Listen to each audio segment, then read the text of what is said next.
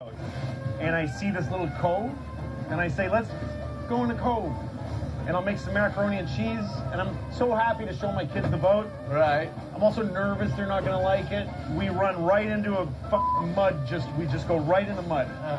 It was low tide. I didn't read the chart correctly. I'm in mud. There's a park 30 feet away, people barbecuing, and there's a park ranger, and he goes, he yells out, you're stuck there, it's low tide, you're stuck there, till like midnight.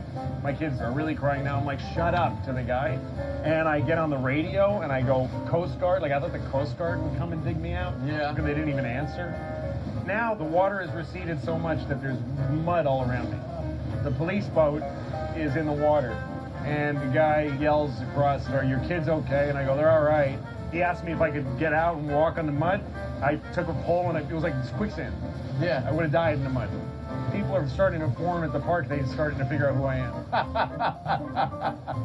And the cops say, are your kids hungry? And I go, yeah, we don't have a whole lot of, we can't run the generator, so we can't cook the macaroni and cheese. So they've got hard macaroni and water. That's all we have. So the cops left and went to Whole Foods, and they got us a chicken and all kinds of food.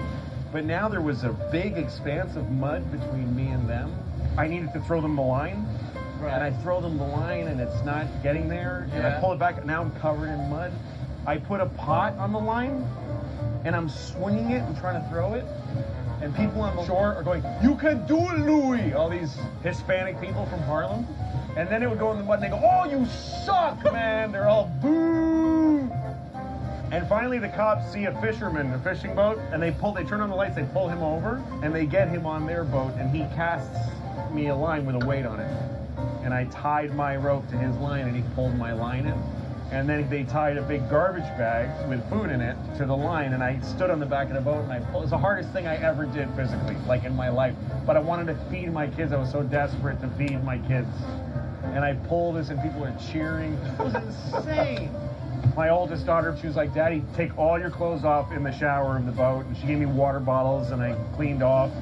And then we ate, and we were there till midnight. This started at 1 o'clock. We were there for almost 12 hours. At one point, it started raining when I was just sitting there waiting. It's dead quiet now. And I hear in the park some kid go, Louis C.K., it's raining now.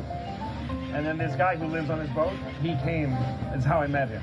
I called, I said, do you have anybody that can help me? He was dropped in the water by a motorboat. He's a guy, he's a river fish. So he just jumped in the river and swam to me, crawled on the mud, stood on my swim deck and took off his dirty clothes, got into some clean clothes he had in the bag, and he helped me get out of there. How did he do it? He knows everything. He had a sense when the boat was starting to get some movement. Right. So we used the bow thrusters to pull it around. And then when we got loose, we just gunned it out of there. The next day, our picture was in the paper, Daily News, like a little picture of me and my kids on the boat stuck in the mud. And I say to my oldest, we have to come out on the boat again soon so that you can have a good experience. Right. And she said, we just had a good experience. She was so happy. That is one of the great stories. Boy, that'll make a man out of you. Yeah.